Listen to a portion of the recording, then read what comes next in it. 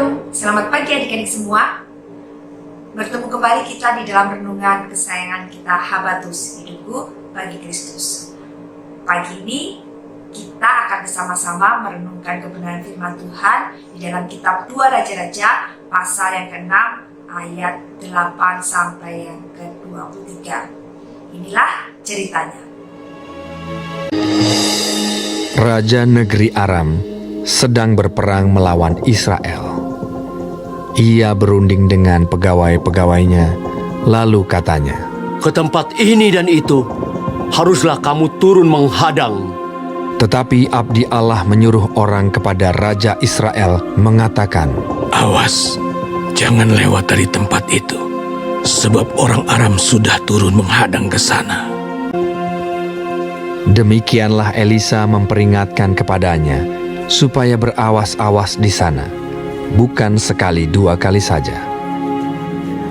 Lalu mengamuklah hati Raja Aram tentang hal itu.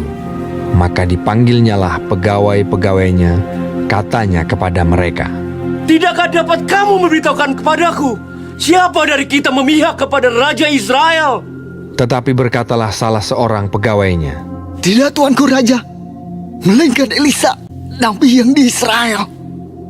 Dialah yang memberitahukan kepada Raja Israel tentang perkataan yang diucapkan oleh tuanku di kamar tidurmu." Berkatalah raja, "Pergilah melihat, di mana dia, supaya aku menyuruh orang menangkap dia." lalu diberitahukanlah kepadanya. "Dia ada di Dotan." Maka dikirimnyalah ke sana kuda serta kereta dan tentara yang besar. Sampailah mereka pada waktu malam, lalu mengepung kota itu. Ketika pelayan abdi Allah bangun pagi-pagi dan pergi keluar, maka tampaklah suatu tentara dengan kuda dan kereta ada di sekeliling kota itu. Lalu berkatalah bujangnya itu kepadanya, "Celaka tuanku, apakah yang akan kita perbuat?" Jawabnya, "Jangan takut, sebab lebih banyak yang menyertai kita daripada yang menyertai mereka." lalu berdoalah Elisa, "Ya Tuhan, bukalah kiranya matanya, supaya ia melihat." Maka Tuhan membuka mata bujang itu sehingga ia melihat. Tampaklah gunung itu penuh dengan kuda dan kereta berapi sekeliling Elisa. Ketika orang-orang Aram itu turun mendatangi dia, berdoalah Elisa kepada Tuhan. "Butakanlah kiranya mata orang-orang ini." Maka dibutakannyalah mata mereka sesuai dengan doa Elisa. Kemudian berkatalah Elisa kepada mereka, "Bukan ini jalannya, dan bukan ini kotanya. Ikutlah aku, maka aku akan mengantarkan kamu kepada orang yang kamu cari." Lalu diantarkannya mereka ke Samaria. Segera sesudah mereka sampai ke Samaria, berkatalah Elisa, "Ya Tuhan, bukalah mata orang-orang ini, supaya mereka melihat." Lalu Tuhan membuka mata mereka, sehingga mereka melihat dan heran, mereka ada di tengah-tengah Samaria.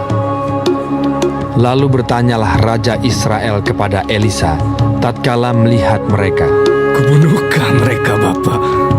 Tetapi jawabnya, "Jangan. Biasakah kau bunuh yang kau tawan dengan pedangmu dan dengan panahmu? Tetapi hidangkanlah makanan dan minuman di depan mereka, supaya mereka makan dan minum, lalu pulang kepada tuan mereka." disediakannyalah bagi mereka jamuan yang besar, maka makan dan minumlah mereka. Sesudah itu, dibiarkannyalah mereka pulang kepada tuan mereka. Sejak itu, tidak ada lagi gerombolan-gerombolan Aram memasuki negeri Israel. Adik-adik pernah mendengar ungkapan balaslah kejahatan dengan kebaikan atau kalahkan kejahatan dengan kebaikan? Itulah yang dialami oleh bangsa Israel ketika menghadapi pasukan bangsa Aram, ya. Nabi Elisa menasihatkan kepada Raja Israel supaya Raja Israel menghidangkan makanan yang terbaik dan menjamu pasukan bangsa Aram yang sudah diserahkan Tuhan Allah kepada Raja Israel. Ya. Tuhan Allah membawa pasukan bangsa Aram ke tengah-tengah kota Samaria tanpa perlawanan, tanpa peperangan, dan itu diserahkan ke tangan Raja Israel. Dan ketika Raja Israel melakukan apa yang dinasihatkan oleh Nabi Elisa, ada suatu hal yang besar yang diterima oleh Raja Israel beserta bangsa Israel, yaitu bangsa Aram tidak lagi memusuhi dan memerangi mereka. Nah, dari firman Tuhan yang kita dengar hari ini, yang kita simak hari ini, kita belajar bahwa ketika ada teman-teman yang berbuat jahat kepada kita, berbuat nakal kepada kita, membenci kita, yang harus kita lakukan adalah tetap berbuat baik kepada mereka, tetap mengasihi mereka. Nanti pada akhirnya mereka yang membenci kita, mereka yang berbuat jahat kepada kita, mereka yang berbuat nakal kepada kita, lama-kelamaan akan kembali berbuat baik kepada kita, karena mereka selalu menerima kebaikan dari kita, ya. Mereka selalu menerima kasih dari kita, sehingga mereka, aduh, kok saya sudah jahat kepada dia, tapi kok dia tetap mengasihi saya. Saya akan kembali mengasihi dia, karena dia sudah begitu mengasihi saya, dia juga begitu berbuat baik kepada saya. Saya tidak lagi akan berbuat jahat kepada dia, saya tidak lagi membenci dia, saya tidak lagi akan berbuat nakal kepada dia. Itu yang akan kita terima kelak, ya. Bahkan kita juga akan menerima sesuatu yang luar biasa. Kita akan mendapat teman-teman yang lebih banyak, karena teman-teman kita melihat, wah, meskipun dia dijahatin, dia dinakalin, dia dibenci, dia tetap mengasihi. Wah, luar biasa ya, saya mau berteman dengan orang seperti itu. Nah, akhirnya banyak orang yang mau berteman dengan kita, ya, melebihi orang-orang yang membenci kita, yang berbuat jahat kepada kita, yang berbuat nakal kepada kita. Jadi, mari kita jadi anak-anak Tuhan yang selalu melakukan firman Tuhan. Karena itu salah satu perintah Tuhan, ya. Tuhan kita Yesus Kristus. Ingat ya, apa? Bahwa kita harus berdoa dan memberkati orang-orang yang membenci dan menganiaya kita. Kita sebagai murid-murid Tuhan, kita harus melakukannya. Memang tidak mudah adik-adik, tetapi kita mau berusaha.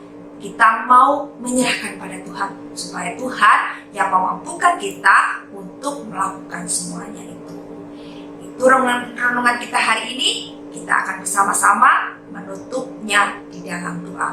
Terima kasih Bapa untuk hari ini. Kami mengucap syukur karena Engkau memberikan satu cerita teladan yang luar biasa, bagaimana Raja Israel membalas kejahatan pasukan bangsa Aram dengan melakukan kebaikan, menjamu mereka dengan makanan-makanan yang terbaik. Dan biarlah kami juga berlaku seperti itu, menjadi anak-anak Tuhan yang senantiasa mengasihi, mengampuni, dan berbuat baik kepada setiap orang yang sudah melakukan hal-hal yang jahat ataupun hal-hal yang nakal kepada kami. Ajarkan kami mengampuni mereka dan tetap mengasihi mereka. Terima kasih Bapa, terima kasih Tuhan Yesus, terima kasih Roh Kudus.